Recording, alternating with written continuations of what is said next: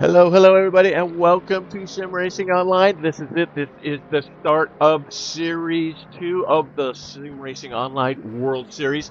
This is featuring the LMU Sim with the GT3 class. We've got a host of racers in here that are all competing for this championship. We are coming to you live from Sim Racing Online. I myself, Rob Milliken, and Woody is in the house with us. How you doing, Woody? I'm doing great, thank you very much. All right. So, it's nice to be back. Yeah, we get this thing on the road. So here we are at Fuji. It's afternoon start of clear weather. We should have a great broadcast for today. You can see the event card up there. You can tell the temperature's right around 23. We got light clouds, 37 degrees. Or we are looking good for that. We have the guys are just getting through practice and kind of settling in here, getting ready for quali. We're about 5 minutes away from quali. So you kind of get an idea of what some of the times are up here. Get their times. There we go. And we'll take a look at some of these guys as they're driving around. I think we got a couple guys that are out there. Michael Rizzo, who actually was the fastest driver in this car the last time we raced here. He's coming out. Look at, he's got a custom skin on there too. Really nice. So I think he drove. He was not in the Ferrari in the last series, but he is in the Ferrari for this series. So that'll be some action to watch as we see him with his pretty cool custom skin. Let's see if there's a do this car for him. Look at that tiger stripes. Yeah, good looking stuff. So there is Rizzo. The on the line there in the Ford right behind him there. I believe that is Matej Descobaler. Nope, he's still in there. So that's probably Taylor. Yep, Robin Taylor. He'll be in the blue Ford. What do you know about these cars, Woody? I mean, these are all, the BOP is done via the fuel and the virtual energy. So that kind of balances everybody out, I think. And in this 75-minute races, we're looking at a one-stopper for sure, I believe, for fuel. Yeah, I mean these cars can double stint the tires quite easily. I'm guessing that's going to come into play with whether these drivers want to push it a little more, saving a bit in the first bit of the stint and maybe saving a bit of time in the pit stop. But these cars are balanced out with the virtual energy because they do have different size fuel tanks, I believe, and the BOP is balanced out with the different levels of virtual energy and the ratio that you can use depending on how fast the virtual energy runs out. But we've got a nice display of what the energy is, so we can count down to see who is pushing the boundaries. We did have a few drivers last season running it to nearly empty, and what we found is that you do get a really hefty penalty if drivers run out of virtual energy. It's I think 130-second penalty, so it's not worth going right down to the wire. So drivers have got to be very careful. Exactly that. It is intense. In fact, I know from personal experience that it happened to me. I thought, oh well, man, I should be able to make the half a lap to the pits. Nope. As soon as the VR went out, I was 100 and some thousand. It felt like an eternity. Anyway, I lost any positions I might have actually had. But yeah, so we are about 5 minutes to go through. Oh, actually, it says 3 minutes and 44 seconds going into this qualification session. So let's give an opportunity here to look at some of these points. We are carrying the points over from the last series. So let me see if this will show up with this background here. This is where we are at. There is your current standings in the World Series. Now, this is from Series 1 total points. As you can see, Lars Hagman there from Twin Speed Motorsports. He's in the lead with 290 points, with Philip Pichler right behind him, 281, and 261 for Hugh Smith, as you can see down the road there. So that's what these guys are fighting for. They're adding to this total. They'll all be added up after this series, and then Series 3 will start within the next couple of months after this. And still up in the air what the sim's going to be for Series 3.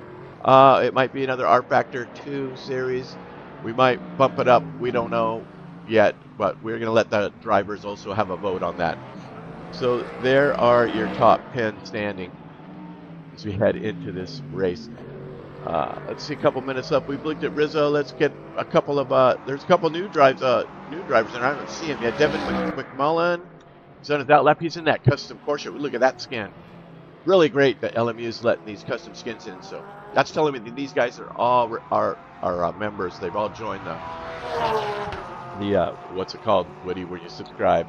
Lots of words. Race Control subscription. Thank you, So sir. Race Control Pro, I think. Yeah. Gives you the custom liveries. Yes, that's what I was looking for. And Armando Orzenti, he's in there. Larry Thomas, good to see Larry back. Devin McCollin. Okay, Ollie Batson is back. I don't know what he's driving this year. I'm just going down. Barrett Erickson's back. He'll have a custom skin. I'm sorry, we got garage shots here. I'm just trying to get a look at everybody. And then Bjorn Hagman. Now Bjorn, where he was not signed up in the original, so he must have just jumped on. I know his name was missing. I thought he had something to do. He's in the temp car. You see the Porsche, so he just jumped on the server. So good to see that Bjorn made it in. His brother Lars is up here now. They're in different cars. Bjorn has always been a Porsche lover, and he's in that Porsche now. Lars, however, is in the Lambo, and if you remember from the last series, he drove this exact same Lambo and was very, very competitive. So looking to see a race between. Yeah, so it's going to make it a bit simpler for us, Rob, isn't it? That this is just a single class. I think that we were struggling with numbers in the P2 class because they were quite hard to handle for some of our drivers. We were using the European Le Mans series, the unrestricted LMP2, but now just down to one class makes it much simpler for us, and we've got around 20 to 25 drivers signed up. So and more the merrier, really. I'm sure there's more that can fit on the track. So if you like what you see, be sure to sign up at SimRacingOnline.co.uk. Yes, it's open. This particular series, you don't need any DLC. We're using everything right out of the box. So just to make it more enticing for anybody that might want to participate. You don't have to be a super rock star. Just try and show up. All right, well, he's parked in the pits. Let's see who else we got out here. Robin Taylor, we haven't had a look at him yet. Need to get the TV cycle cameras up here so we can driving that Mustang. Time is about out here. 3, 2, 1 second. So we are going into quali. So as you said before, Rob, this is a non-DLC series, so we've got 6 rounds to this championship. So we're starting off here at Fuji Speedway, and then in is that a 2 weeks time, 1 week time, August 2nd we'll be heading to Monza. That should be good fun. And then we're going to be doing a simulated 24-hour, a 90-minute race at Spa for round 3, and then we'll be heading off to Sebring. I believe that's probably near you, Rob. Yes. Nice sunny Florida, round 4, nice bumpy circuit. So get your fillings all screwed in, and then round 5 will be Bahrain, and then our last round will be Le Mans. Yes, indeed, and the Spa, of course, will be the day-night transition race. So it's an extra few minutes to make it 90. As you can see, there's your session results from practice, and we see Gatan. I guess he had the 141.3. Now remember, we talked about that 141 number earlier, and yeah. That has been beaten right there with that 3. So good stuff right there. All right, quali is beginning here. So this is an open quali. We've used private in the past, but we are leaving it up. We are going to have it where you have to deal with traffic. Since they're all in the same class, I think that is going to be a fun way to go. So that's what we're doing. These guys are going to have to navigate and keep their foot on the floor. Yeah, so traffic management is a big thing in endurance racing. Obviously, these guys being in the same class, but the last thing you want to do is get in the way of each other. But you can get a sneaky tow. We've got one of the longest straights in, I think, in the world, actually. It's one of the longest straights, particularly when it was running Grand Prix racing. So if you can get out of the last turn under someone's rear wing, then you've got a lovely tow down the front straight. Yeah, that is. I think at one point, it's almost 2 miles or some craziness. John Vandergeest, who has helped us immensely in all these series, he has all that info available for us on the website underneath the header of the game. So 19 of the 23 showed up so far. We've still got that 13 minutes to go here, so we might get everybody in there. I'm trying to see who is farthest along here and who might be coming down that main straight. No real way to identify these cars on the track map yet, but I know someone's crossing the line, so I'll be able to tell when they hit the line. Their outlap status is, yes, it is Mataj. So Mataj is first in that Ford. Put a time up, and right behind him in the Porsche is Jitten Nogais, and then Lars Hagman, I believe, is right behind him in the Lambo. So let's take a look. He heads into that first sector. Like this little HUD view gives you a little brake and gas action as he heads into that turn 3 area. Really tricky right here. This is a little bit of a lift. Okay, he's staying in fourth. Sometimes, like when I drive this, I like to downshift right there and just keep the hammer on it. But then that's probably why I don't really finish that high. Yeah, this circuit is very, it has the main characteristics of many Japanese tracks, which are long, sweeping turns, which just seem to go on forever. A couple of chicanes thrown into this this course as well, particularly in the second and third sector. The sectors seem to get a bit slower as you go along, and then you've really got to get a good exit out of these two turns here. So going through the left-hander, it seems to go on forever, and you're heading up the hill as well, and then you head into this last right-hander, which is pretty much blind. You've got to try and pick where that late apex is, and then step on the throttle, hopefully not too quickly, and then fire yourself down the straight. Yeah, excellent. Yeah, documentation. That exactly how it is. That one turn, that lefty, that is the uphill one, so tricky. But you get that mastered, you have an advantage over a lot of online races. So if you're jumping on servers, everybody goes wide there. You can actually gain a lot of positions right there. All right, so our first times are in. Look at this, a 141.2 and a 141, or behind him is a 141.8. I can't see the Descoboler's time change there, but so we've already exceeded the times from the last series, so these guys are on fire. So I think from our last series there may have been an update between then and now, which may have been tweaking some tyres and physics, so these drivers may be handling different cars than they had last season. But it looks like a lot of people are on the pace as well, not far between the top 5. So 141, 140, 41.9 going down to 4th or 5th place, so very, very close.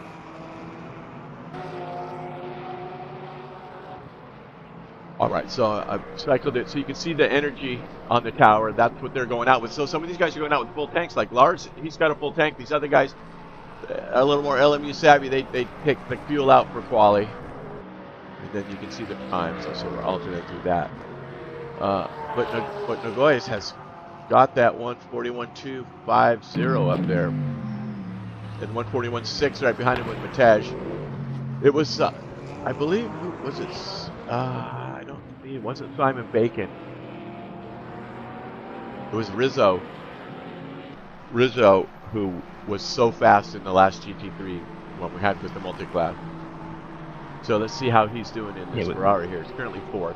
We thought he was actually going to take the title, but he was absent for a couple of rounds, which dropped him down the order. In the end, he missed out the majority of the latter half of the season, but he seemed to be there or thereabouts. But wherever he started, sometimes he got knocked off the pole position, but he was always there at the end. So maybe his tyre management skills were better than everybody else. But in a Ferrari this season, a very Tony the Tiger look. And I believe there's another paint job out there which has got a Tony the Tiger as well. So maybe some teammates for Michael Rizzo. But Noix is at the top, 141.2. Not. He has a very long lap here as well, Rob. Yes. And in fact, Armando Ortanzi, he is his teammate, and here he is right behind him, and you are correct with the liveries. Also is that the Lambo? Is that the Ferrari? He's in the Ferrari as well. So definitely teammates with their skins. So that's good. Keep an eye on that. So as far as car choice as well, it seems like the Porsche seems to be a popular choice with our drivers. I think at least a third of the field is using the Porsche. We are normally thin on the ground of some of the cars which normally sound the best, which is normally the Lexus and the Mustang. But Barrett Ericsson is back in the one of our only Lexus runners, actually 2 Lexus runners. I think we've got Larry Thomas at the yet to put in the lap time, and our only BMW runner, Nick Westy, always in the top 5 or thereabouts, just popped up to 8th place. Yeah, there he is. BMW in the field. Very good. Fastest lap goes again to Noyes. Or how would you pronounce that? Noygues. I know he's French, so Noyes. I say Noix. I have asked people, but I'm guessing they are happy with my previous season pronunciation. Okay. Okay. What about first name? I just have to make it up as I go. We've actually got 2 Lexuses in here, right? You said Larry Thomas. All right. Is he out? And Larry is out. There is great to see Larry out here with us. They do the team names now. And I haven't been mentioning, but this brilliant broadcast software by if you could get all the info is in the YouTube down below. You can get there's a link and everything to with this guy. It's all a work in progress. Paul, he's been dedicated to this, and he's really building this for a broadcast community, and possibly in the future for other sims as well. As I've chatted a little bit with him, but man, we owe him a lot for what he's given us. The LMU default broadcast controls are on the back burner, just to say that, because I mean, obviously they're still working hard on the sim. They haven't quite got to that part yet. He has really filled the gap with this wonderful broadcast software that's allowing all this cool views and everything. I saw somebody's yellow there, and I believe, was it Damas? Track limits. Oh, Talvitier is going off. Let's see. See if there's anything on the replays. We have replays now, which is really awesome. I don't see any context, just a bunch of yellow flag stuff, so we're not going to get too bothered with those. Let's see where Lars we've seen a few people coming out the pits. The pit lane feeds out directly into turn 1, so I think a lot of drivers are slowing down to make sure that they don't get in the way of drivers that are hurtling down the straight towards turn 1 and not spoiling people's laps. But it seems a lot of the drivers are, even though this is a big lap, we've got a few people at the end of the lap that are congregated together, maybe getting that cheeky toe, as I was talking about. But a lot of these corners do require a wide entry cutting back towards the apex. But the main part of this course is just getting out of that final corner and hoping you can hang on. Taking a little bit of wing off, perhaps, maybe stiffening the suspension up a bit, lowering the ride height to get as much aerodynamic, or pushing through the air as best as possible. But Noix is still out the top. Now, he has improved, 141.1, but no one's got near him. 0.4 of a second. He is leading the rest of the group. So Lars Hagman has 0.4 of a second, as does Das Skobler. Right. I think the Skobler just went purple in second 3 to get himself into that 141. So very tight up there. 4/10 off is Hagman.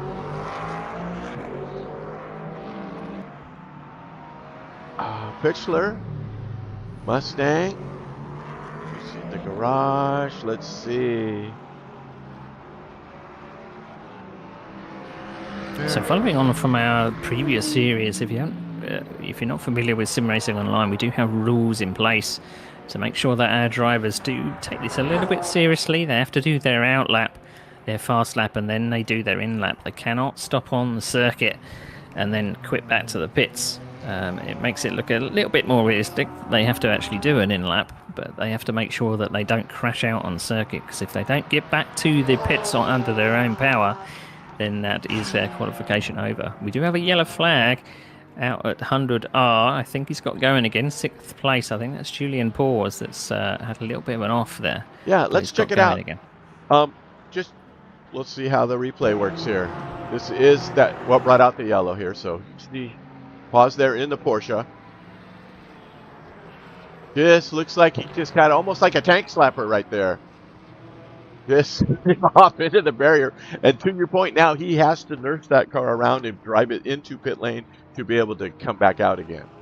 So yeah. Yeah, it doesn't look like he's damaged at all, but it looked like he perhaps got a little bit loose on the rear and tried to overcorrect and went one way and then the other, and around she went. And that Porsche is quite heavy at the rear end, so got to be a little careful through these sweeping turns.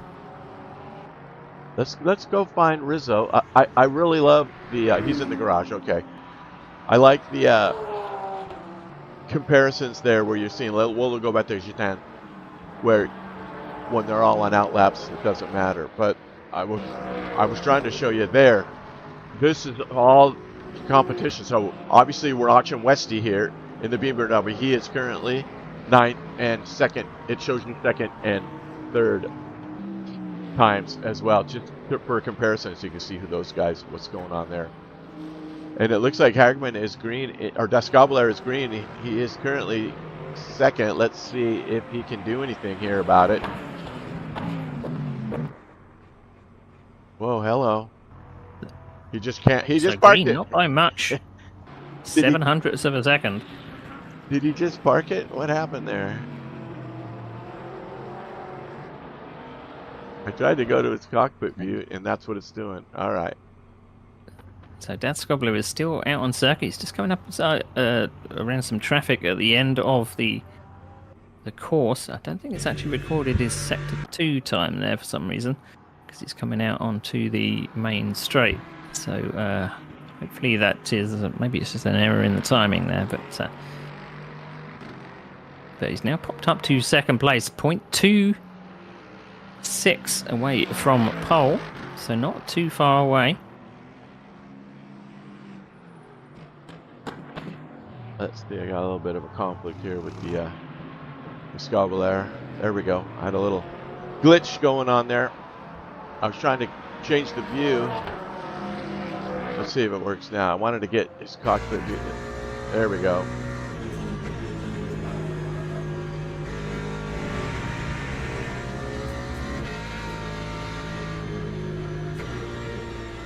Got on board now with the Scobler. On yellow.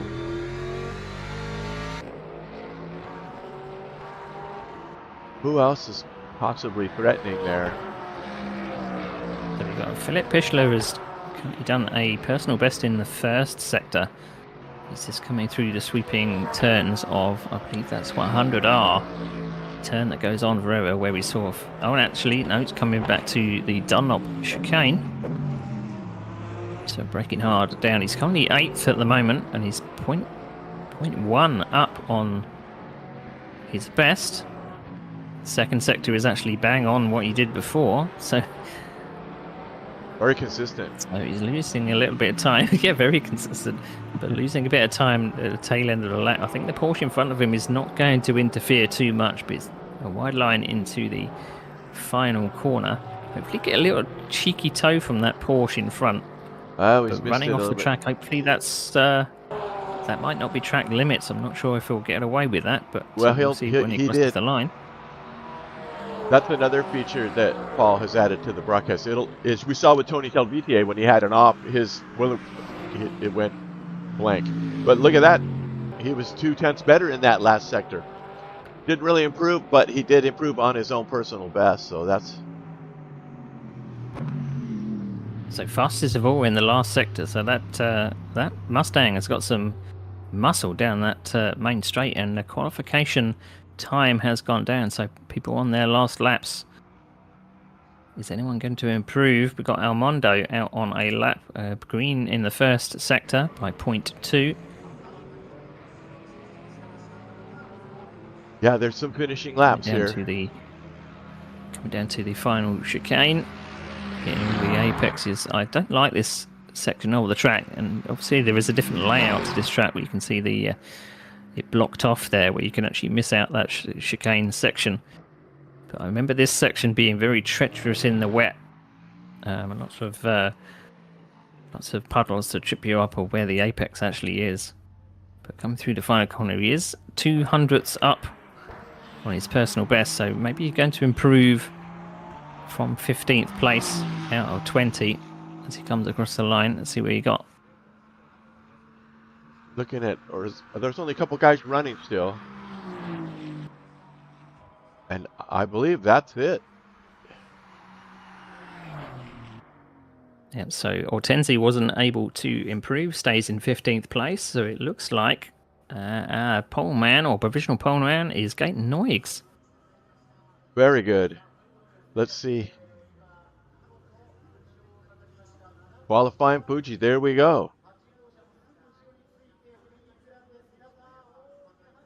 Top 10. Where do I turn the page? I'm looking. Okay, here we go. There's your top 10, and there is down to 20th for your qualification results. So, 20 drivers ready to rock here. We got about a 90-second gap here between now and the start, and we'll go back to that top 10. There is those times. Look at that. 0.2, 0.4, 0.4, 0.5. So the whole top 7 are within a second. Or top 8 even. Because they go down to 10th. 10th is only 1.2 seconds off. So the top 9, and that's Nick Westy coming in 10th there, are ready to battle it out here. So very, very competitive times. So, all right, there's your quality. As we wait now for the start, Woody. Let's see. I do have a shot of the track map here. There is this Fuji. It's kind of primitive, but you can see that first 2 and that Coca-Cola turn 3 and the 100R is correct. You were correct. Followed by the hairpin 6, 7 section and 8. Really good passing opportunities there. 6, 7, and 8. You get that speed going. Then into that 10, the Dunlop turn with a little bit of a S chicane there. And then that very tricky 12, 13, 14, 15 section where a lot of races are won or lost right there for sure. So keep our eye on that part as we are ready for the start. Yeah, drivers have got to make sure that they're not distracted by Mount Fuji in the background. So as you come out of turn 15 and turn 16, you're actually faced with Mount Fuji in the background.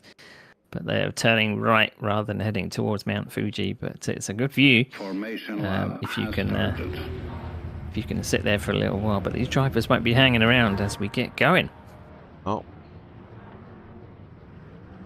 See the Gaten in that, or Gaten Noix in that Porsche, and Matej right there with him in the Ford. Getting ready for this starting sequence.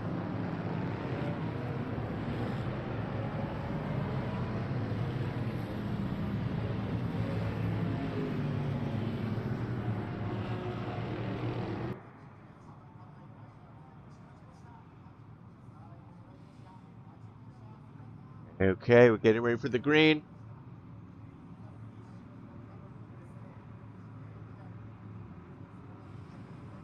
Line, it takes forever on the longest straight in the world.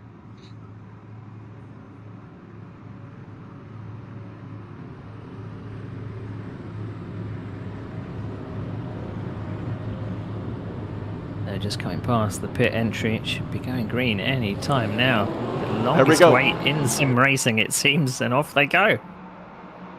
Series 2 of the GT3 Championship. SimRacingOnline is underway. Look at that lead taken out by that Matej jumps out in front with the Ford, but Gaten is on the inside and will take it right back. Back towards Rizzo and them. Everybody looks like they have gotten through. Head up into the turn 3 section.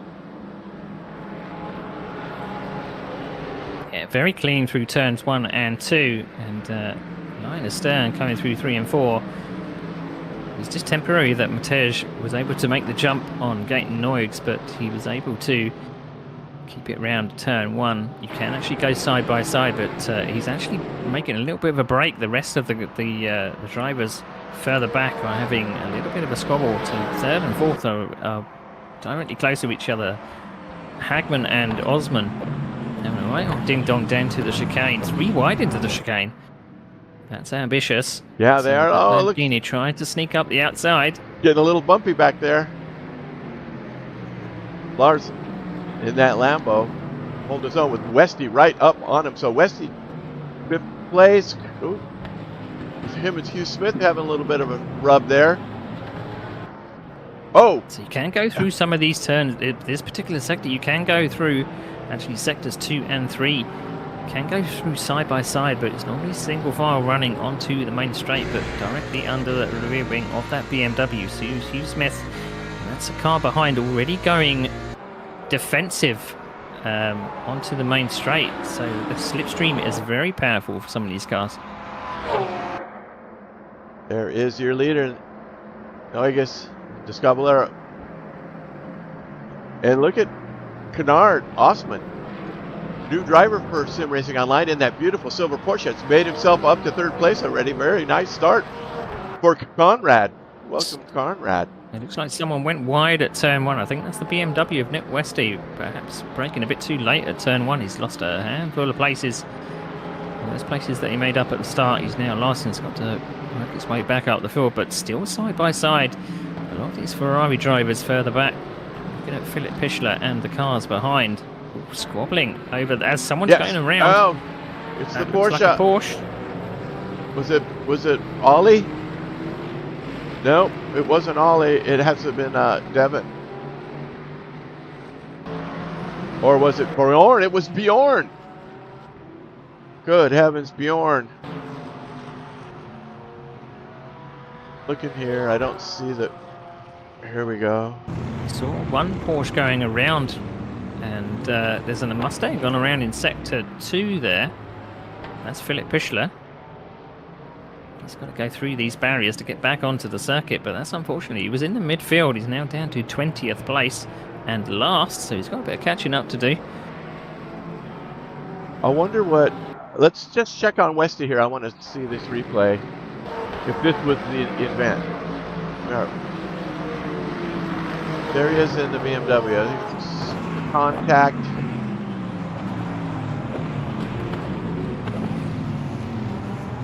Okay, there's where it happened. One of the Ferraris. Yeah, one of the Ferraris pushed around one of the Mustangs there. That explains it. Got a little bit busy, and I think Nick Westy was actually lucky to get away with that. He was in the right place at the right time. The seas parted, and he was able to get through. There is so we're already down to around about qualifying pace. The leader, Gaten Noyes, out in front, is putting in 141.9. So trying to build a gap already on the rest. Probably knows how powerful that slipstream is down the main straight and wanting to actually get away, but we got 1 hour and 10 minutes of racing to go.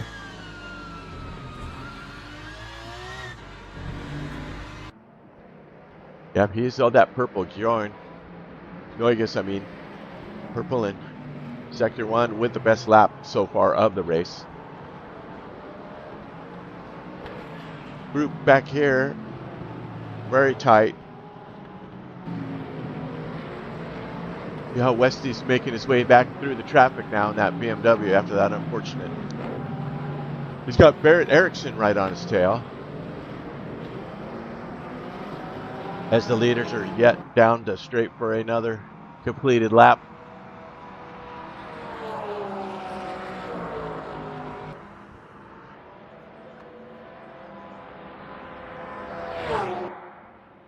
So I'm looking down the list to see who the biggest winners and losers were from the start of this race. We've only been racing for about 5 minutes. The biggest loser, we did see the Philip Pichler go around, so he's lost 11 places from where he started. So unfortunately he's got some catching up to do to get back to where he was. But the biggest winner, I think, is Larry Thomas, up 5 places, up to 14th place. So that's good going from Larry Thomas. From near the back of the grid up to 14th. Yep, he's got Ollie Bateson right behind him in that Porsche, and then Simon Bacon in the Ford behind them as these guys are battling. Let's see, there's another feature here. I want to bring up the battle box, kind of give you an idea of there. You can see who's what, 10th, 11th, 12th, 13th, and 14th, and their differences. So they're all pretty close there.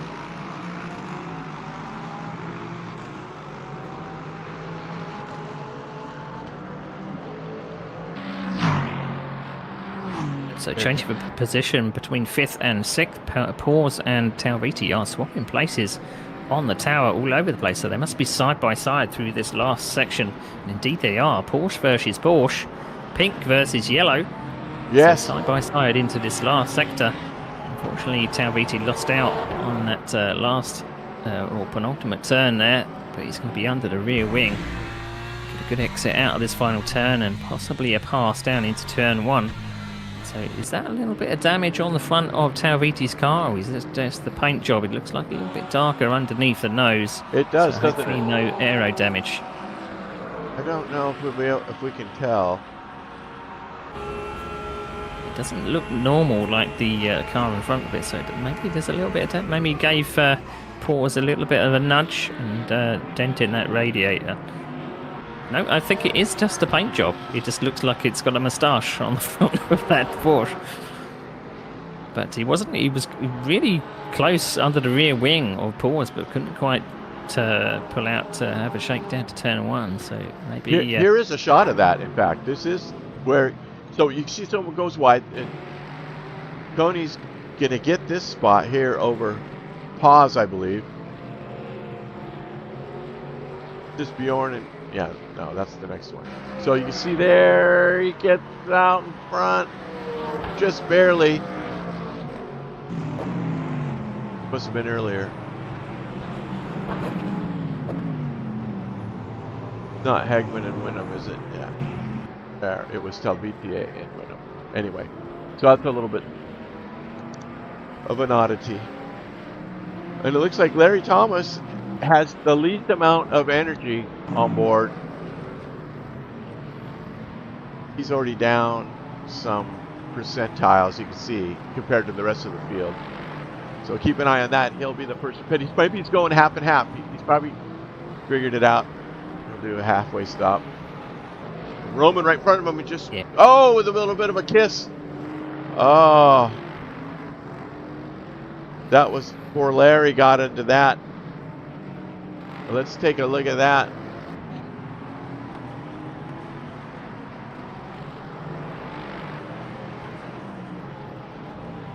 What happened here? Yeah, there it is. Okay. Boom.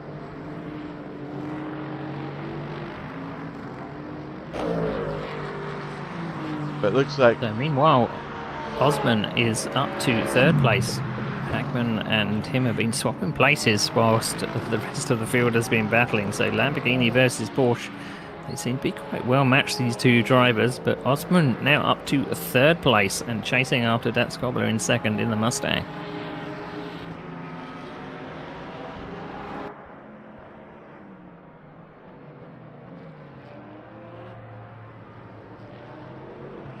Racing going on here. Right.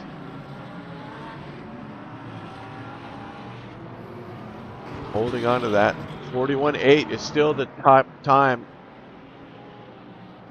Meanwhile, Robin Taylor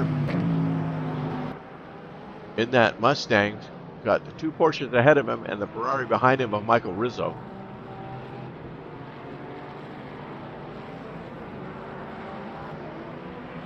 Then Hugh Smith in the Ford and Nick Westy up to 10th now. Here is Westy.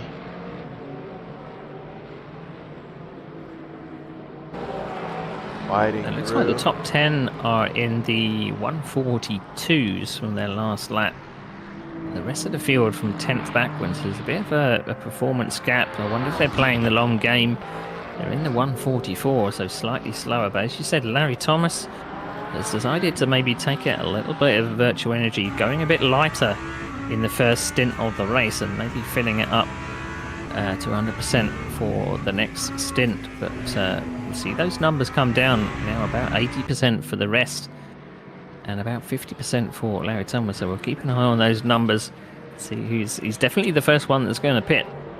But we'll have to see if that's a sound strategy or an accidental going out on qualification fuel, we have to say. Right, exactly.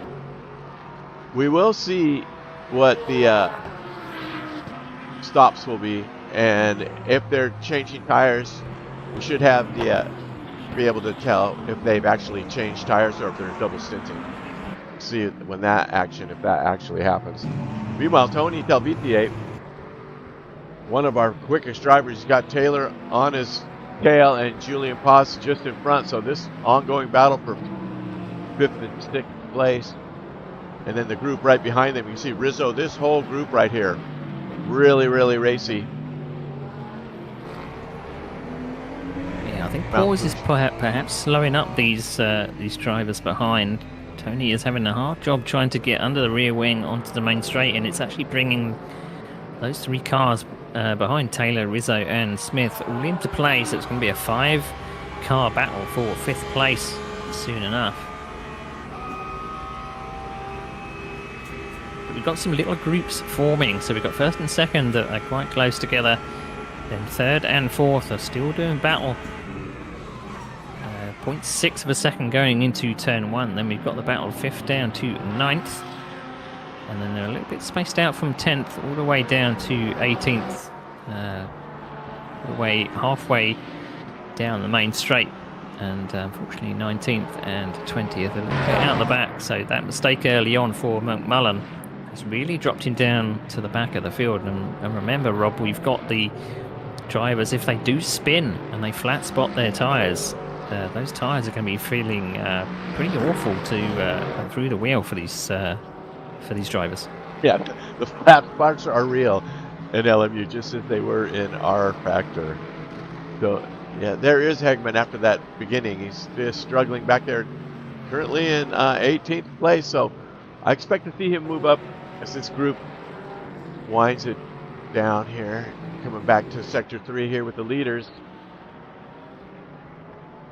And it's like Nugas has built himself a nice little gap. 2.5 seconds now back to Mataj. Mataj has a nice gap over Conrad now. So Conrad now having to deal with Lars Hegman, Iron Linux team in that Lambo, and he is putting the pressure to him right now.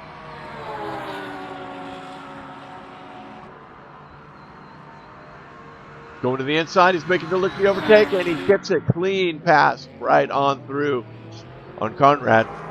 So we'll see if Conrad has anything to say about that, as he does try to come back on the inside a little bit.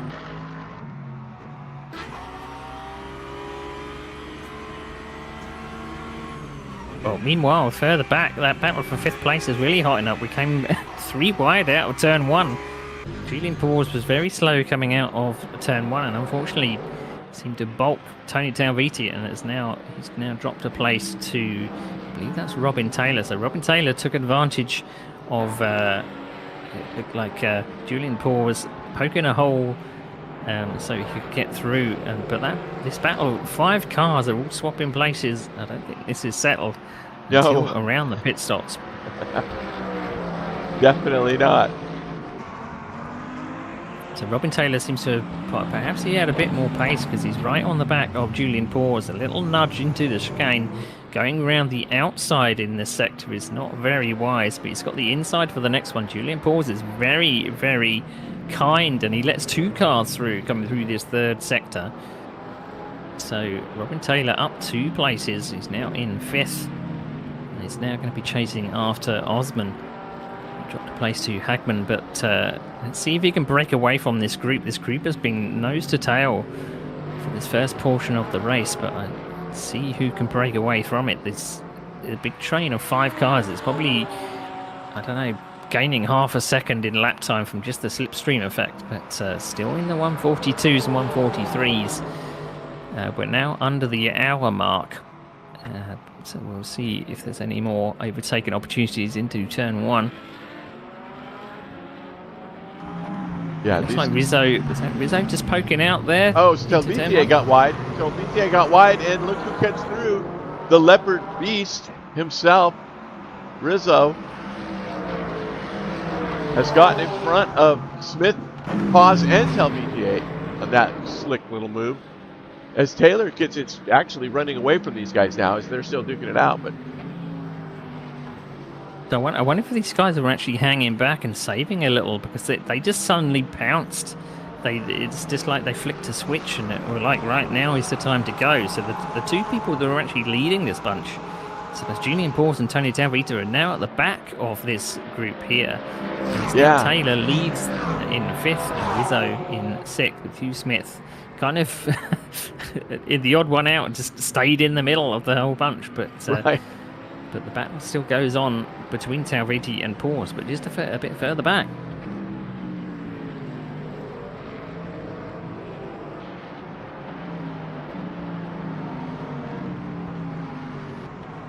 Good stuff there. Meanwhile, back at the pointy end, here is your leader.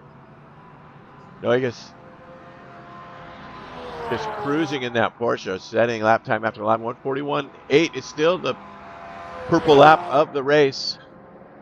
As he's lower on fuel, that's probably coming down as long as the tires can hold up.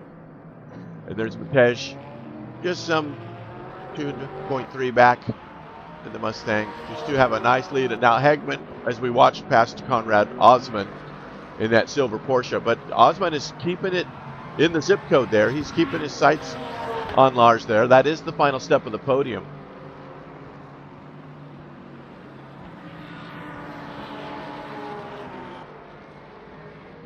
Yeah, drivers need to keep within, I think, about 0.6 of a second to get the end of the draft. And I imagine through these long sweeping turns, staying under the rear wing of the car in front is going to be giving a little bit of aero wash to these drivers. But as soon as you get down to the chicane, as you said, through turns 7, 8 and 9, if you can get a run down to the chicane, it's a big stopping place down here.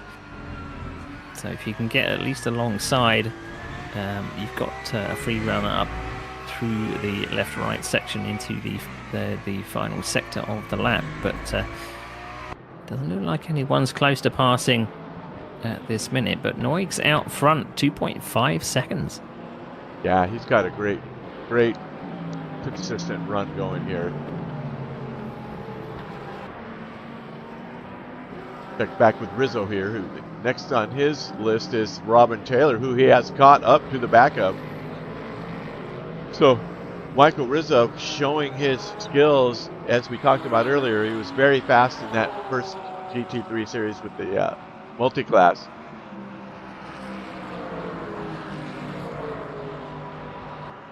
Yeah, Hugh Smith seems to have dropped off the back of these two here, so both Rizzo and Robin Taylor are basically drafting partners up to turn 1. And I wonder if they're actually trying to work together to not slow each other down too much and just pull away from the rest of the pack. Because we saw in this pack of 5, as soon as one person made a mistake, they went to the back of the group. So as it looks like Robin Taylor went a little bit wide out of turn 3.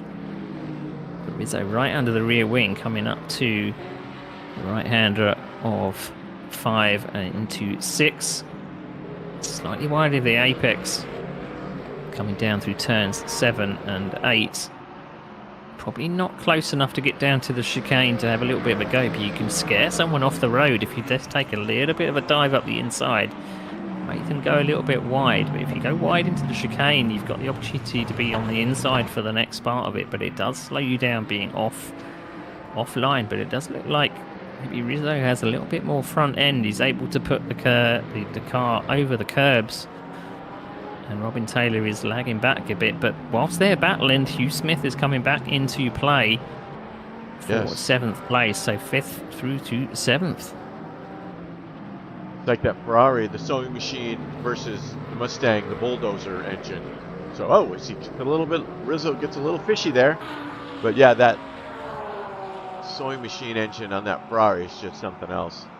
But look at the grunt of that Ford as we're watching now. Taylor just looks like he's able to pull away on the straight. And then Rizzo sandwiched between the two Fords.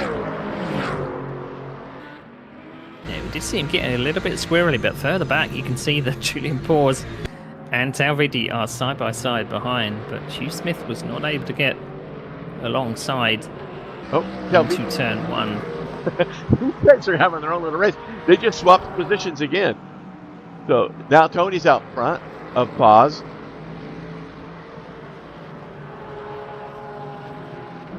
I hope we can get Telvitier in the booth afterwards. He's always fun to talk with. Looking at the yellow flag. I've got Bjorn has a yellow flag. I'm looking at the events here, see if there's contact. Julian Paz and Robin Taylor. That was in Sector 2. Yeah, Bjorn Hagman just had a little bit of a spin and dropped down a place. I can't remember where. I think that's coming up to turn 6. No, I think that's coming up to the chicane. So lost a place. And it's now down to 17th, unfortunately. Yeah, he had just got up to 16th, I think. Him and Roman. They were battling pretty good there. That was the Ferrari-Porsche battle, but it looks like he must have had some kind of a moment. Let's see if there's a replay. Yellow flag Bjorn. Let's see if this is it. Check this out. We're just having fun with these features, so. Show the yellow. Looks like, yeah, he kind of started out a little bit squirrely right there, and that was it. And that just allowed the Lambro to get right through him there. So there's the tail of that story. Meanwhile, the gap is almost 4 seconds now. Neuge's just dominating, basically. Gobler. We've seen a couple of these drivers returning, as you said in the intro, Rob. We've got a couple of newcomers, but some of these drivers are very familiar to us in previous series, and they would have been driving completely different cars. So I remember some of these drivers from the Group 5 series that we did in R Factor 2. We also gone back to the 1950s, I believe. So these drivers have several strings to their bows. It's not just them GT3 specialists. They'll try anything, it seems, and be racy in anything, but Gaten Neugs, is he going to be one to watch for the rest of this 6-race season?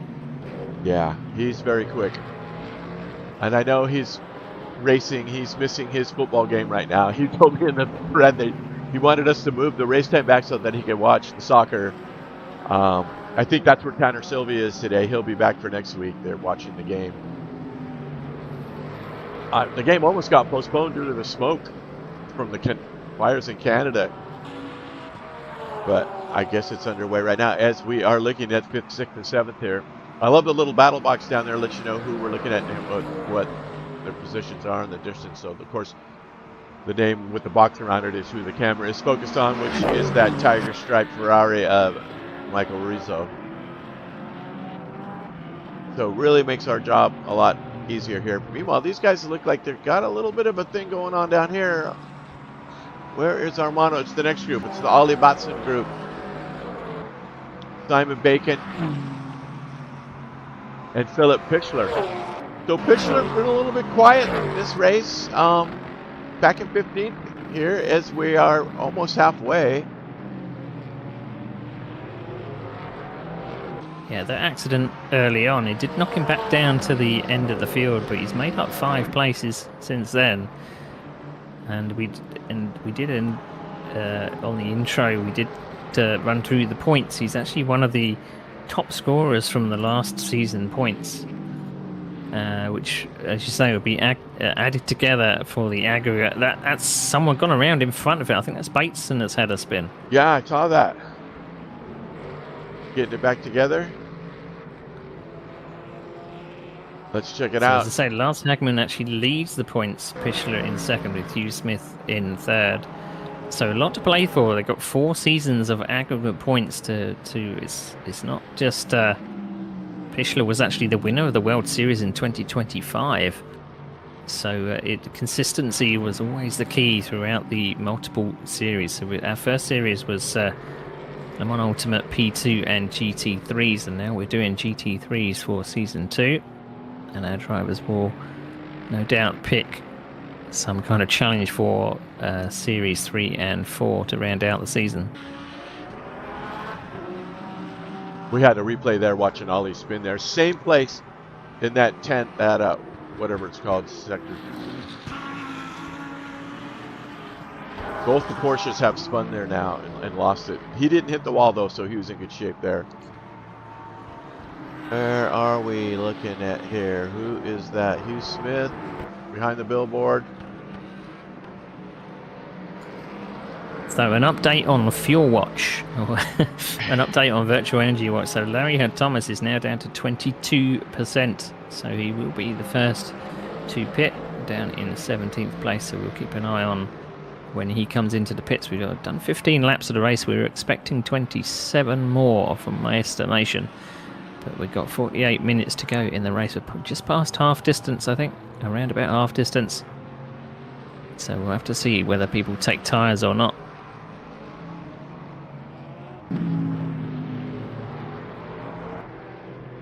What's going on with Bacon? I'm looking for this group.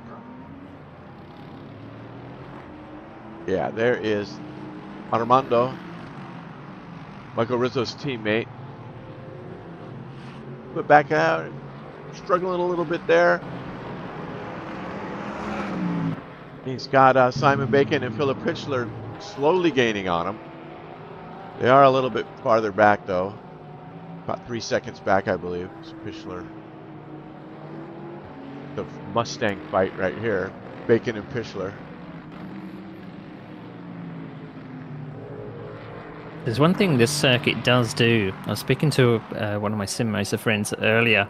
He'd done several races back to back, and he was saying that as long as you don't burn the fronts, because it's very easy to head into some of these big sweeping turns and end up pushing on the fronts a bit too much. So if you start heating up those fronts and wearing them out too quickly, then you're going to be in a hell of a lot of trouble. We are on board with the leader now. He's making it through that sector 3.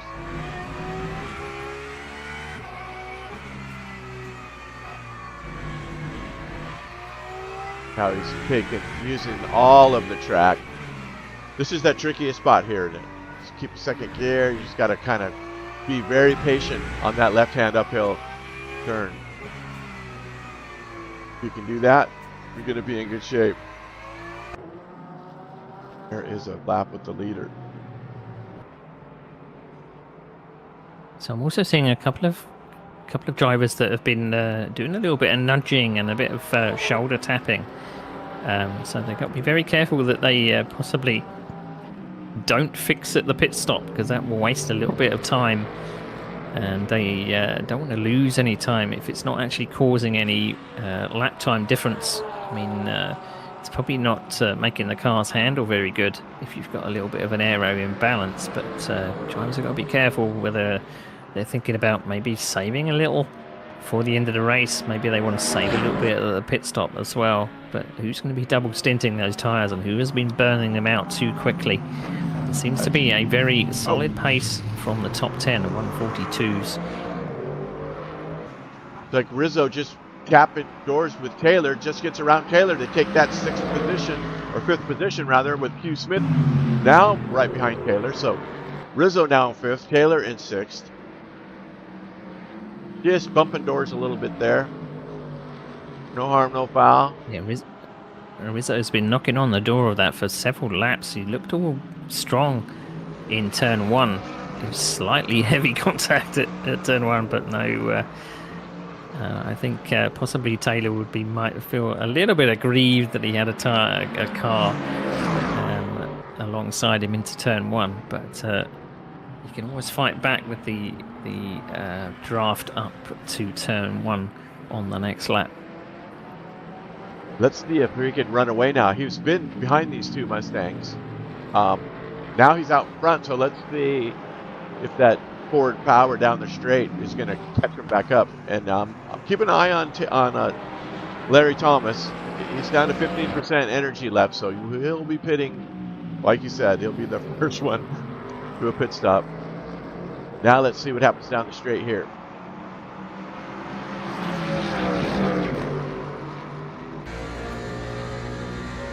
You can catch up on him a little bit. Doesn't look like the draft is kicking in. Pretty much maintaining. There he got into 6th gear. Yes. Yeah, it's between 0.4 0.5. I think you have to be right under the rear wing to make a difference. And Rizzo did have to do a stamping on the brakes into turn 1 to outbrake into turn 1, but you can actually hold it around the outside and hold it into the next turn, this turn here. So if someone does dive up the inside, you do have a little bit of defense going into the next turn because you'll be on the inside for the next turn. So it kind of swings in roundabouts. You just have to think about your car positioning and where you want to be. But a block pass will obviously put paid to that. But Rizzo now is away from these two Mustangs, it seems. Yeah, I think so Robin Taylor and Hugh Smith battling on. His precision driving is making the difference. Just tenths and hundredths to creep away. Meanwhile, Calvitier and Julian, the Porsche Cup tournament that's going on in 8th and 9th place here. You guys are battling out. I'm sure Tony's got some tall tales to tell. And then Nick Westy breaks a glow. He's holding on to the 10th place now. Not really racing against anyone, so he's just got an opportunity here to put in some hot laps. I think that's Rizzo that's just gone around. Somebody was no, Rizzo's still in the middle. No, Rizzo's dropped back to where Julian Paws is now. He had a little bit of a spin in the 3rd sector. Yes. So now back down to 8th, so that's a bit unfortunate. Let's check it out. Play of Rizzo. This is right. He's out in front of the Mustangs just as we went away from the camera. Yep, there it is. He just lost that. Oh, just merely missing him. The two Mustangs, and he goes around again from 5th to 7th, and can he get out? No harm, no foul. Here comes Calvitier and Paz. They take the long way around, and Tony's going to get stuck behind him. So possibly running out of, or trying to rely on a bit of grip that wasn't there, perhaps in that fast left-hander, because you're braking and turning at the same time, trying to get that late apex, and it just looked like the rear basically said, "No, I'm not having it," and right. Round he went. Meanwhile, 6 seconds out in front of everybody. He's coming up on lap cars now. The next 2 laps or so, he's going to be dealing with traffic. So this might be an opportunity for pit stops too as well. I mean, you might be running into, you can see the traffic jam ahead. It might be a good time to pull in the pits, get some fuel to finish, get a clear track in front of you. Although he does have a lap or 2 before that's going to happen. So Larry Thomas down to 9% virtual energy. I think he's just coming out of, where is he on the track? He's just coming into the 10th. Sector 2. He's in the, what's the name of that turn, the big round? 100R. 100R. Coming around 100R. Yeah, that's where he's at. So possibly pitting the lap after this one, I think. But it does mean that he was running quite light at the start, but he's going to be running heavy at the end. But it's going to be completely opposite for the other drivers. They're going to be running a little bit lighter towards the end on pretty worn tyres, I would imagine, if they don't change. Talviti is pitting. Yes, Tony's in the pits now. I see him. There he goes. All right. Ericsson's going to get the spots over. The first of the pit stops was not Larry Thomas, as we predicted, who should be coming in as well after he's coming through the Sector 3 now, coming right out of those last few turns.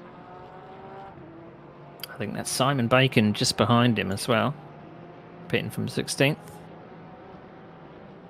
And it looks like they're going up on the jacks, so I'm wondering whether they are pitting for tyres. I would think so if it's taken this long. Yeah, Tony is away, down to 16th place. Thomas is staying out. Oh, he's really risking it. He's got 6% left. I think it's about 3 or 4% per lap, so he may be lucky. Yeah, he's got 6%. I think he can make this lap, or maybe one more if he's cutting it a bit fine. But hopefully he's done his calculations. I know that when I'm driving, I don't really like to do maths in my head because it puts me off. Crash and burn. And Conrad Osmond doing a great job, currently in 4th, having a very steady race there. And coming out of the pits now, where is Salvitier? He's out.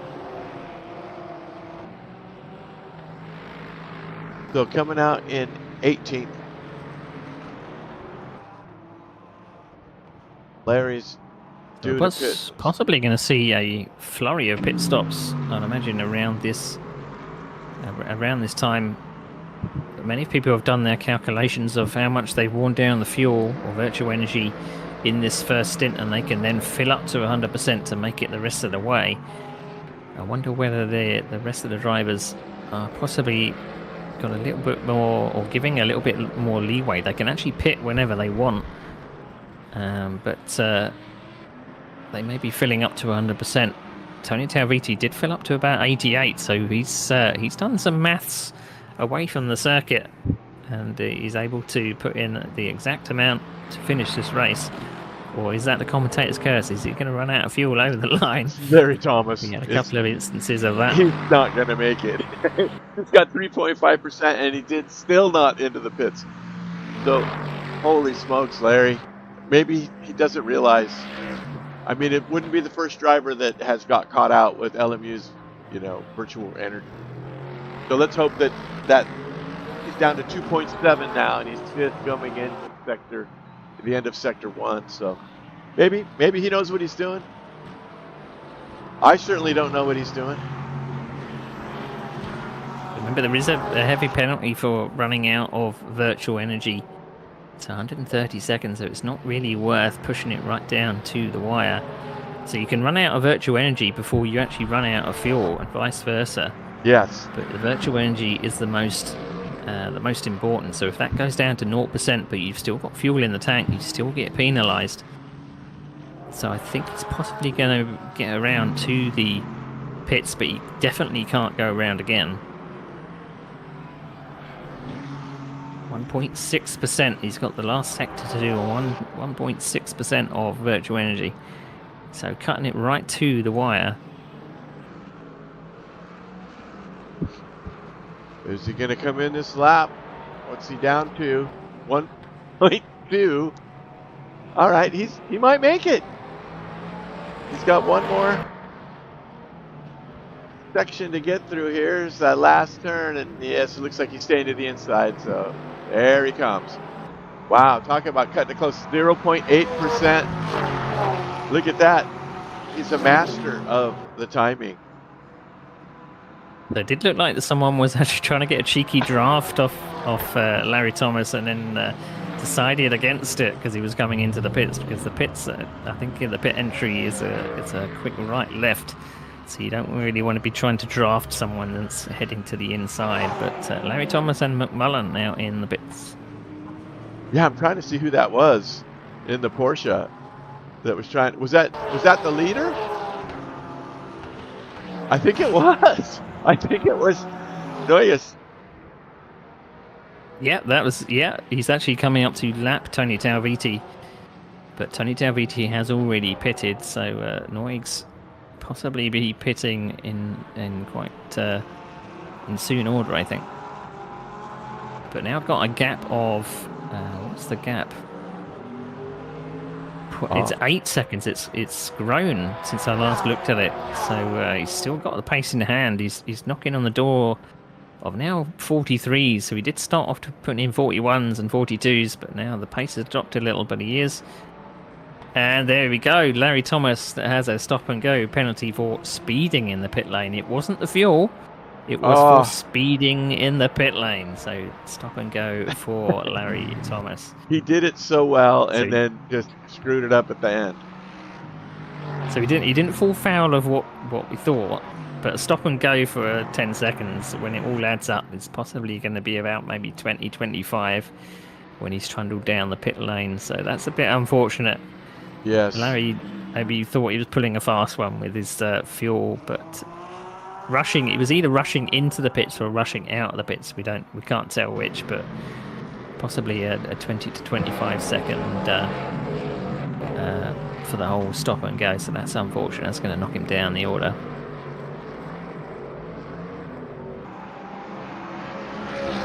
So I've been looking at the sector times for some of our drivers. Obviously, that lap time of Noig's, the best lap time of 1:41.87. And I've been looking at the best sectors, and it seems that Lars Hagman has the best third sector of anyone.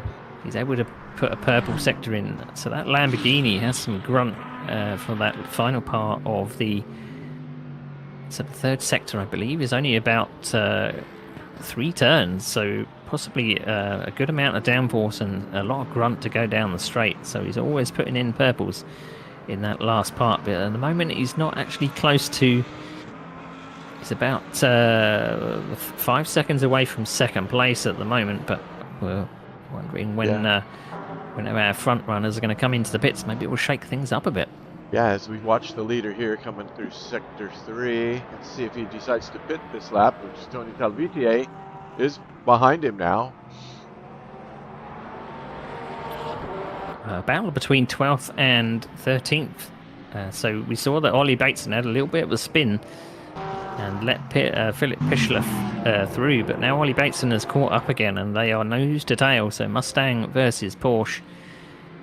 Philip Pichler has got to fight off this I think that's a custom paint job for Ollie Bateson behind, but possibly means they're going to be pitting together, so diving up the inside, pushing Philip Pichler a little bit wide, side by side through this turn 8 section, but Pichler is on the inside coming up to the chicane. I don't think it's going to be possible to get... He's faking to the inside. Philip Pichler reads it well. Yes. But he could go round the outside. Good defensive move there. there. Like he has enough place to do it. So car placement, it was absolutely key there. Driving there. Yeah, it's interesting how that 141.8 that Chadin put up is still holding up, because that was very early in the race on full tanks. But I guess the tires were fresh too, so. Battle ensues. So there's one thing about sim racing, because obviously I would say we are relatively old hands at this. And what some newcomers might not understand is it doesn't matter if you're the fastest driver. You've got to be a bit of a... What's the word? You've got to be a bit of a thinker as well. Car placement is absolutely key. So you've got to think about where you're putting your car, where you're going to be for the next turn, how much momentum you're going to have for the next turn.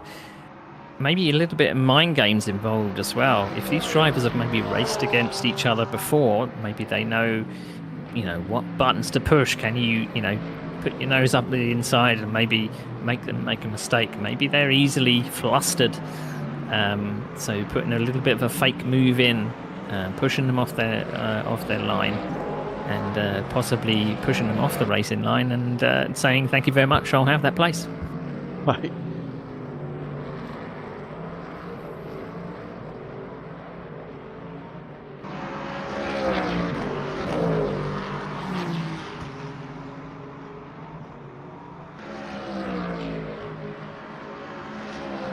So I'm seeing the progress of Nick Westy, still back down in 9th place, the only BMW in the field.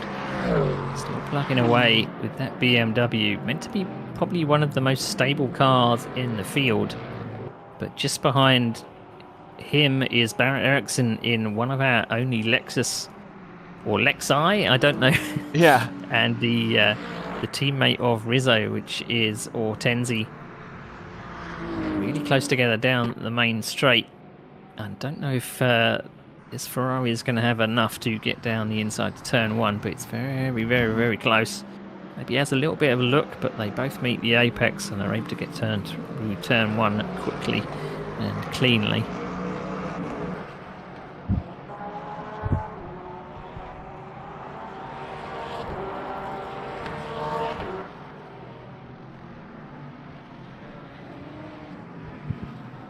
Right, so just under 30 minutes to go. Drivers from the top but still haven't pitted. I wonder whether there's some fuel saving going on, or perhaps a splash and dash at the end. I'm not sure our drivers can possibly make it to the end on 17% of virtual energy, but there's possibly some fuel saving going on from the midfield runners. And that does actually help near the end of the race, Rob. Conrad Osman, he's showing the most left out of the starters, are just a hair less than Nick Westy has 21%, and Conrad has 20%. The rest are in the teens. Others are 24 down here too, with Armando Tenzi. So one of these guys, now there is a statement in the series that they wanted to have pit stops, so that's why they chose the 75 minutes. If we find out that any of the cars can make it, we're gonna do the mandatory pit stops. With no pit window, it'll still be open, but we'll add a mandatory pit. Stefan Wyndham is now in the pits, so we're gonna keep our eye on these guys. Well, here's your leader, Sector 3. 14% left. Mataj right behind him, he's got 15%.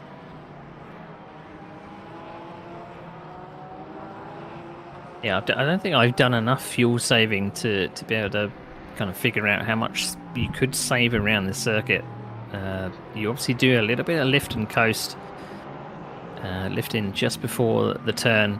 They've got lights within the cockpit if they give themselves a target on the UI.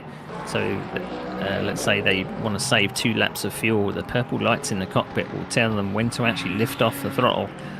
So you lift off the throttle and let the car coast a little bit and then brake. You can also, if you're under the rear wing of the driver in front, you could possibly lift off the throttle a little and not actually go full blast and save a little bit of fuel that way. But the best drivers are able to keep the pace and still save fuel at the same time. He was flashing his lights there. There's a yellow at that 100R.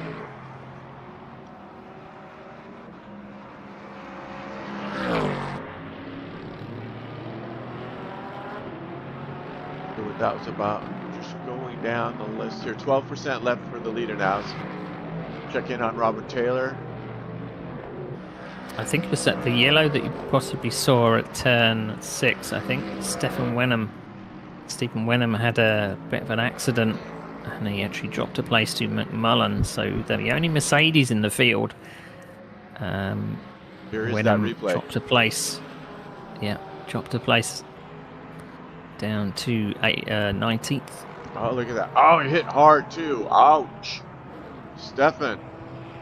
Wow. So it looks like he caught a little bit of the curb on the outside, unsettled the car, and ended up plowing into that barrier. He's got a little bit of a ding there, but we try to make it as competitive as possible. It's not full damage.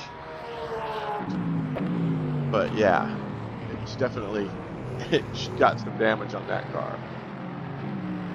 He's coming into the pits now. I don't know if this is for a scheduled pit stop. He's already been in the pits before, so possibly there's some suspension damage. It doesn't look visually like there's a problem, but possibly the wheel is possibly not pointing in the right direction, which is always makes it a challenging drive. So into the pit box for Stephen Wenham. Yeah, there he is now. Seem to be working on that. Okay, down to 10% energy with 24 minutes remaining. So yeah, I think we're going to be safe to say that nobody's going to make it. The highest level left is Armando Ortenzi, so he obviously knows how to save fuel.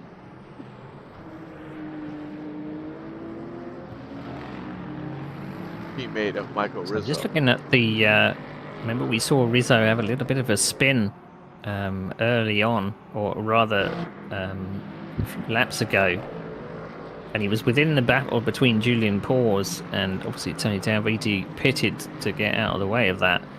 But he's right back on the tail of Robin Taylor again, so he's got the pace to catch up, and he's having to go down into this spoon curve. He's going to be on the outside for this turn, but I think he's got it done into turn 6. Nicely done, taking over 6th position there for Taylor. So I can't imagine those tyres feel very nice. They're on their pretty much on their rims, and he did have a little bit of a spin as well, so they're possibly a little bit flat spotted. But we know that you can actually turn down the flat spot effect or the flat spot vibration a little with force feedback software and things. So some people do like the effect. They like to be punished, but other people find it a bit too harsh. So Rizzo back up to 6th place and has now got a chase after Hugh Smith. Hugh Smith is now gone away from this group and he's away in 5th, but he's still got a little bit of way to catch Osman in 4th. And it looks like Rizzo is pitting. Oh no, not Rizzo.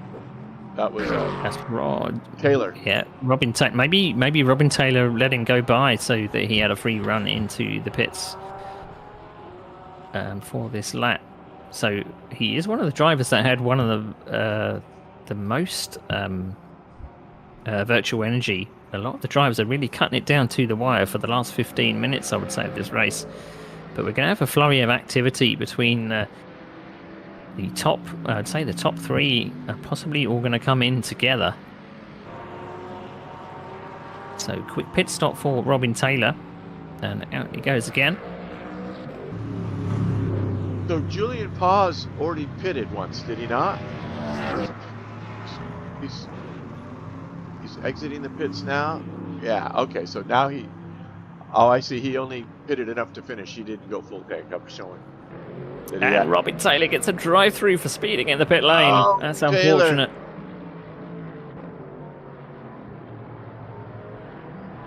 There he is. So did Stefan Winham. And there it is. Drive-through speeding in pit lane.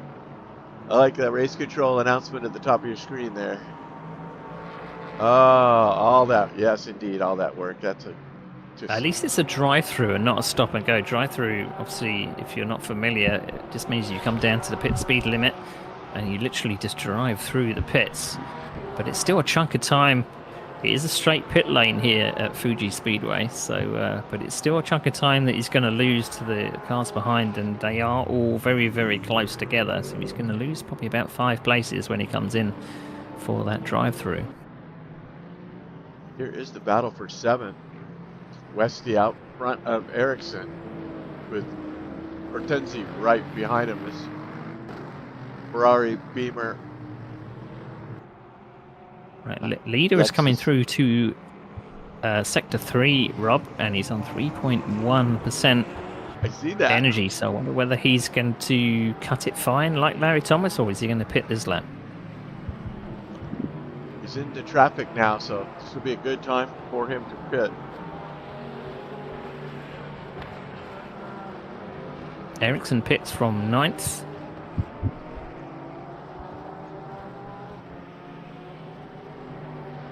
That final uphill turn. He's staying to the outside. No, he's going right to the inside now, I think. Is he pitting behind Stefan Wenham? He's doing a drive-through. Yes. Correct. So this actually might hold him up a little. He probably wanted a little bit of a faster entry into the pits. Yikes. No speeding in pit lane, boys. Going to get tagged. So he had a 10-second lead when this pit stop phase started. So now is the time for Dat Skobler to put in some of the fastest laps. Well, he's putting in as fast as he can go under the pit limiter because he pitted right along with him and he just got to a stop. And then behind them is, I think that's Lars, also just pulled in. So that's the top 3. Yeah, that puts Conrad out front with 5.5% left. So in reality, he could do 2 laps, as we're witnessing now, that you only need, as you said before, 2.5 lap. So the new leader after do the pit stops is Conrad. Also got Hugh Smith that's popped into the pits from 6th place. Coming out, Matej is coming out right behind him. So, and also that is Lars. So Michael Rizzo finds himself in 2nd place now, but he's only got 2% energy left, so he has got to pit this lap. He is just coming out of the 100R section. Excuse me. So drivers think they can get to the end with about 40 to 41%. There's a couple of drivers that have come out of the pits with about 37. So Dat Skobler and Lars Hagman underfilled compared to the leader. So the leader's got 41. That's Gobler and Lars Hagman provisional second and third with 37. So who's got the right answer? And it does depend when the leader goes over the line, of course, because he controls how many laps we do. So he could be really cheeky here and go as fast as possible to stretch out the amount of laps that we do, and make them possibly have to save a bit more fuel and be a bit slower. But whether that's a strategy or not, we'll have to see. But provisional leader at the moment, Noigs, just behind. I think he's in traffic at the moment, but should come out of this pit stop phase back into the lead. Right, as Conrad stays out yet again, he's down to 2.7 as he heads through turn 1. Rizzo is in, so Rizzo's topping off now. And he was at 0.4, so he's stretched it to the fumes of the virtual energy. The noise. So remember, Rizzo was in a battle with Robin Taylor, but because of Robin Taylor's drive-through penalty, he will possibly be in no man's land in 4th or 5th place when he eventually comes out of the pits. He's out of the pits already, so short pit stops because they took this, they had a full tank of fuel at the start, so quicker pit stops at the end. I wonder if they're and a lighter car on they possibly are. I'm seeing them come up on the jacks, but that's no real indication that they're changing tyres or not. But we'll have to have a look at the lap times to see if they can maintain the 42s and 43s. So Pichler in the pits from 8th or 9th place. Here comes the current leader. And it does look like Rizzo has come out of the pits right behind Hugh Smith. So it looks like he's made up a little bit of time through the pit stop phase. Yeah, he's definitely right under the rear wing of Hugh Smith. Yeah, 0.4 behind. As we got Conrad now pitting from the lead, which should put us back in order now with Chitan. I'm going to call him Chitan now. Oh, yes. Just now coming around the last sector there, and that last turn on the straight. So no speeding in the pit lane, Osman. Yeah, you got a solid 3rd place, 3rd, 4th place at the moment. So up on the jacks and off the jacks, he should be away in short succession. And there is the leader goes through. Yes, and Reed. Bataj might get him too. Bataj is going to get him as well as it was that order already. It's going to be tight though. He should be coming out. They actually beat Lars. No, I think Lars is just going to get him. He's just coming over the line now. Yeah, I thought he had to retain his 4th place.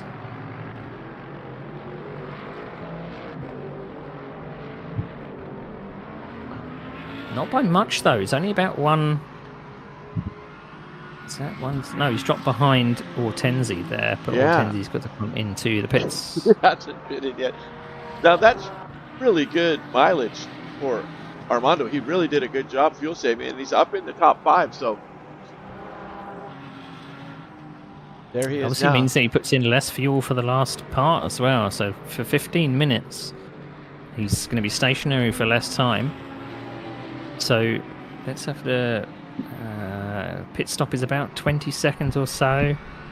Possibly going to knock him down to about 8th place when he comes out. I think he's made up a few places through the pit stop phase though, so good on him for this strategy. Right.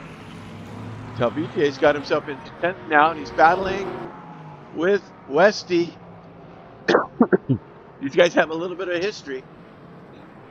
They had to learn to get along last year in the series, and I think since then they've both become better at driving with each other. He likes a car that's a little bit oversteery, but it can't quite get the up and under, but goes a little bit wide into the chicane. Yeah. And Talviti says, "Thank you very much." But he's back on the outside, but now he's back on the inside. That's going to pay out for him right there.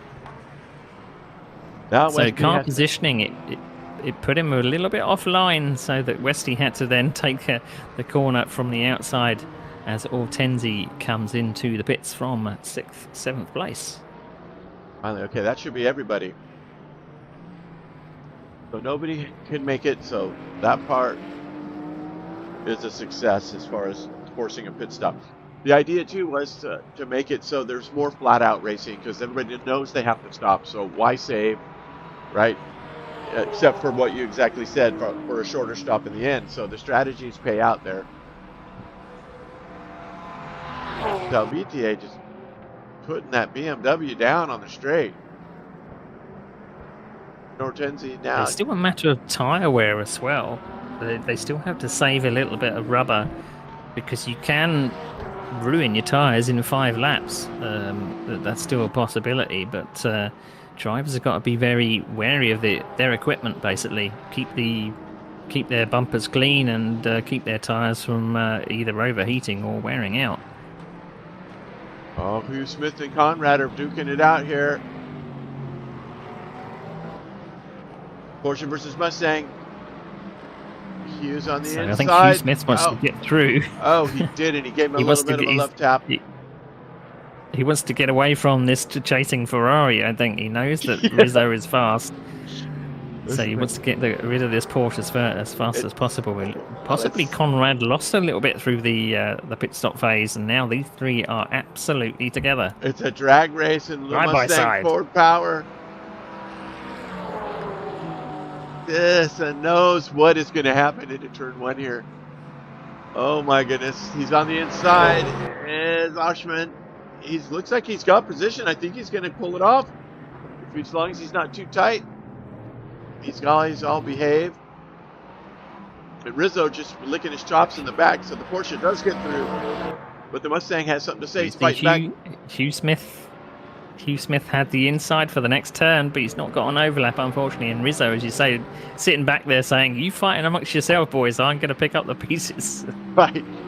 And again, we have no idea where the tire wear is at, so how hard can they push? But I think Conrad got the better deal out of that. Really nice. It's the hardest job in the world. You've got to defend and attack at the same time. Now Hugh Smith is in a little bit of a sandwich here. He's got to defend from Rizzo behind. Now he's been put on the back foot from Conrad, that failed passing move. But he's in a little bit of a sandwich here. 11 minutes to go.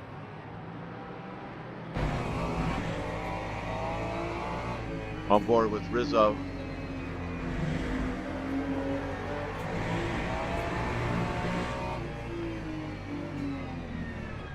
That tricky turn.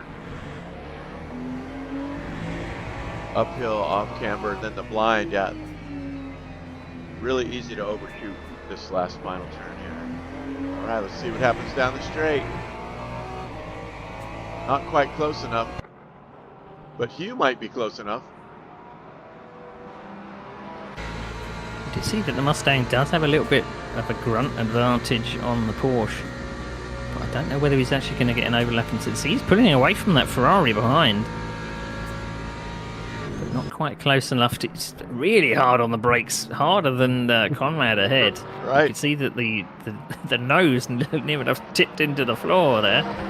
So it looks like he's got the braking down.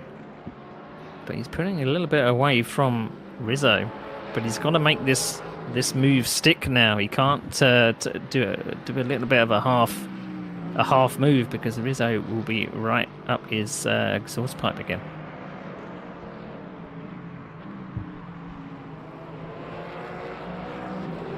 Really good battle here. Meanwhile, there's your leader. Got 11 seconds over Mataj. We got Julian Paws in the barrier. Oh, Julian. 7th place. He's going out without a wing now. Oh, Julian, you are in trouble, my friend.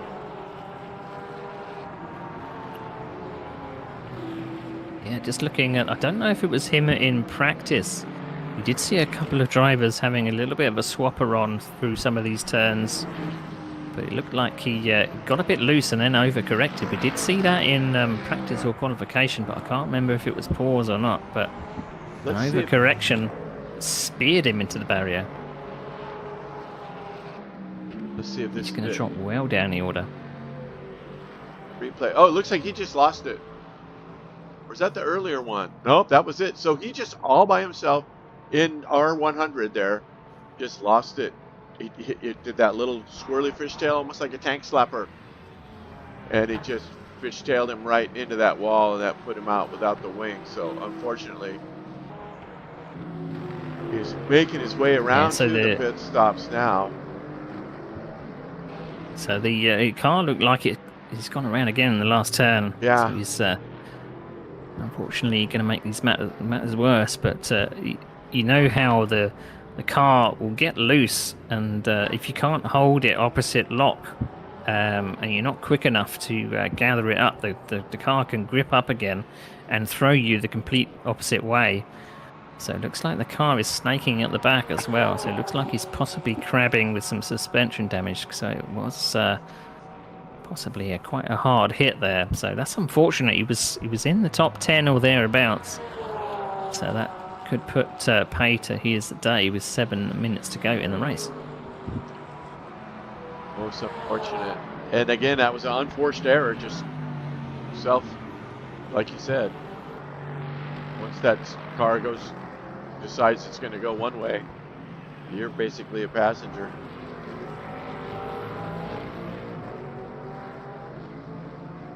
So through the pit stop phase, it looks like Noyes has actually pulled out more tights, now up to 13 seconds. So he's pretty much dominating this race from the start. He was overtaken into turn 1, but hasn't looked back since. But it's the battle between 4th, 5th, and 6th that I think we've got to keep an eye on, because that's not settled.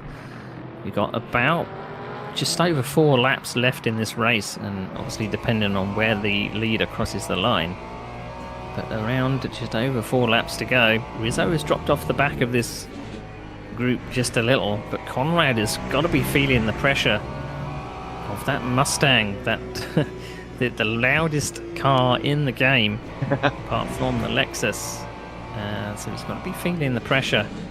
Osman, one of our newer drivers to SimRacingOnline, putting in a good show to be in 4th place at the moment. Yeah, he's doing a bang-up job. Team left field. Very nice.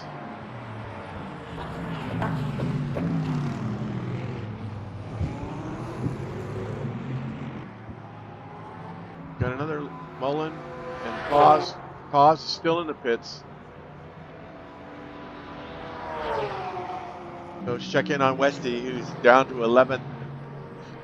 Taylor's in 10th. Talvitie's got himself up to 7th now. Remember, he was in 10th about 10 minutes ago.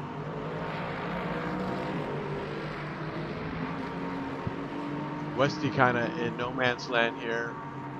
That battle in front of him there with Ericsson. Excuse me. Ericsson and Taylor going at it. Taylor trips to the inside and definitely gets the spot. Barrett in the loudest car in sim racing history. Let's see if we can get a taste of this. Where's the you really can't hear it.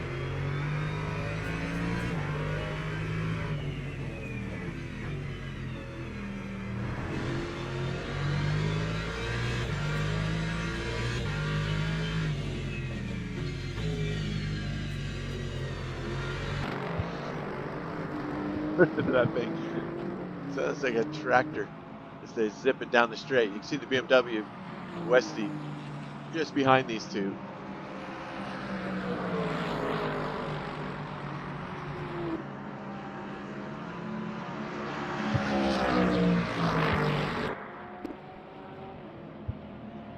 I was just checking the points. These drivers will all be scoring points because we're scored down to 23, or 23rd rather, in this series. So it's still worth hanging on at the back to grab the points. There's no real, I don't think there's any rules about how much distance you need to cover. So as long as the drivers finish this race, they should be grabbing some points at least for this series and for the aggregate points for the World Series in round 2. Yeah, that's kind of the idea here. Nobody gets stopped there. We won't do F1 style or top 10 only. Pays all the way down. And that's just to encourage to stay in the race, like we saw as our Mercedes driver Stefan crashed out, but he'll still get points. I think it's similar to how IndyCar does their points, because they end up very, very close together. No matter where they are in the season, you've always got a chance to catch up. So that if you want to have one bad result, it doesn't put you well down the order. So all the way down to 23rd place, you get 40 points for first, 36 for second, and 33 for third.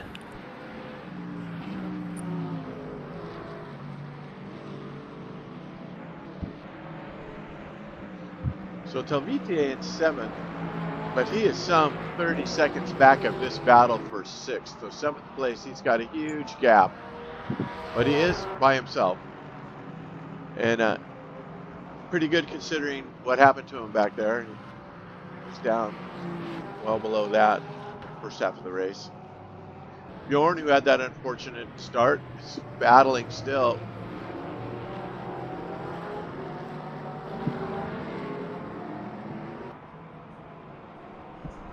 I believe that is, who's that? In the Ford. I think it's Larry Thomas facing the wrong way in sector 2. Okay, the second place car getting through that battle that we just were watching there with Taylor.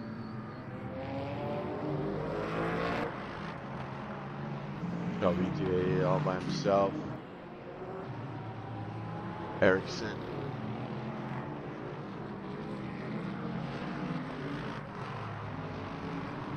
All right, we are down to a minute and a half remaining, so it looks like we'll have this one more lap after this, as the leader is just the getting leader's into sector 3. just coming into sector 3, yeah. So looking at the lap times of these drivers, they've all been able to maintain 142, 143. So very consistent all the way through this 75-minute race. So how many laps have they done? It's about 40 laps, 42 laps of racing. A lot of people have been in the action. Some less than others, I would say. Some in no man's land, but they have cut the fuel a bit fine. A lot of the top runners, all the way down to 6th place, have calculated their fuel minutely, because they're on about 6.7 or 6.3. 3rd and 4th are on 5.5. But Tony Talviti, the first to pit, has 21%, so I think he's fine. Right. But yet 5.5 plenty of fuel left now.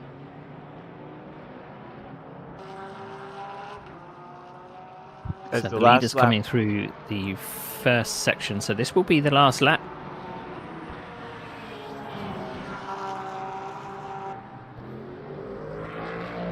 I'm still spotting in 3rd place. Lars Hagman has not given up on sector 3.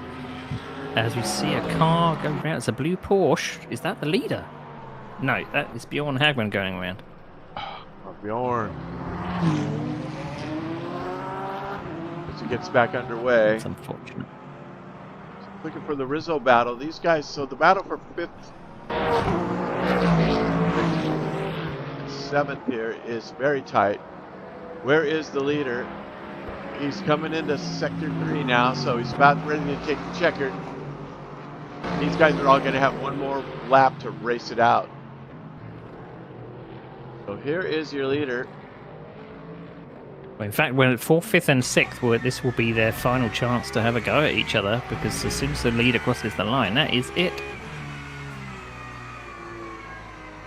So this is their last chance. Rizzo and Hugh Smith are right together as the leader is coming down the main straight to win this race. And he's going to pass a last place car right there. And there is your winner of round 1 at Fuji of Series 2, the GT3 Championship. Then Noyes takes the lead. Matej Escraveler takes 2nd place in the Mustang. Very good. Lars Hagman coming through to take 3rd. Right up to the sector 3. It's a battle on. Rizzo is putting in a push, but can't quite get onto the boot lid of Hugh Smith, and I think he's got the horsepower to maintain that 5th place. Yep, it'll be Conrad Smith and Rizzo finishing 4th, 5th, and 6th, unless there's a drag race. Oh, there they are. Very good. What? Possibly if Hugh Smith was a little closer, he possibly would have overtaken. What happened just there? Did Osman not know where the line was there? Has he given away 5th place? 4th place? Let's check this out. I believe he has. Rizzo, Oshman, Rizzo, Oshman, Rizzo. Oh, Smith. He didn't run out of. He didn't run out of fuel, did he? Hugh Smith just took it from him. He just flat out drag raced him to the stop and got him. I think you're right. I think that I think he didn't realize where the line was. Is that everybody? Who's left out there? That's everybody. I think that's it. Yep. Wow. So there you have it. What a photo finish there before the server dies. I wonder if they're going to show that. Down here in the replays. Hugh Smith and Conrad Oshman. Let's see that. Let's just take a look here. They're coming down the straight. Got the Porsche right there, and he is just flat out gonna beat him to the line. Look at that. Oh man, what a crazy show. Wow, heck, check this out. Wow, that was something else. There is your finisher. Gitan Noyes takes it over. Okay, we're gonna lose that, so let's just put this back there. Can't get to the page.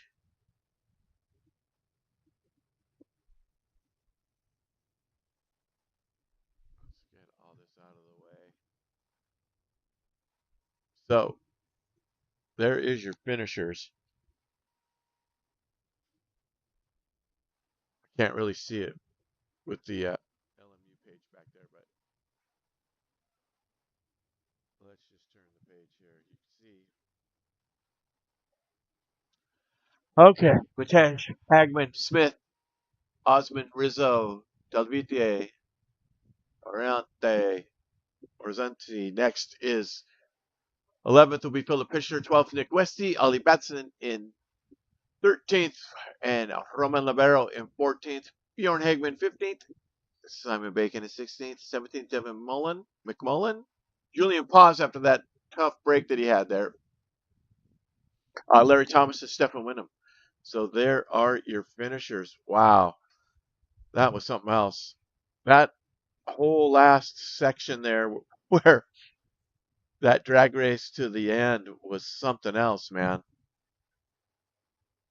We did say that 4th, 5th, and 6th it wasn't decided, and I could see in the background as the leader was coming over the line that 4th, 4th was seemed to be getting away from Hugh Smith and Rizzo. They were having a ding-dong battle on the last lap. Rizzo left it right to the end to have a little bit of a push, but very strange. We have to maybe find out from some of the drivers whether there was maybe it was he forgot where the line was, but you should always go right to the checkered flag, and always make extra sure that you've crossed the exact line, because the line is in a little bit of a different place to where the grid is, I believe, at Fuji Speedway. But a fantastic race, 75 minutes. But we'll have to have a word with some of the drivers and find out what happened in race 2. Yeah, that was really crazy. That was really crazy. Can't wait for the next one. So we will see you in 2 weeks, same time, same channel. We'll have a weather report. We'll have some other stuff for you before that race starts. So if you stuck with us this long, I really appreciate you hanging out. Excuse me, check on over to simracingonline.co.uk. Give us a holler. Jump in if you want to get in on some of these races. They are open to all members. All memberships are free. So we hope to see you over there. And with that said, we will see you guys on the next one. Thanks for watching. And from SimRacingOnline, myself and Woody, wish you a happy rest of your weekend, and we'll see you next time.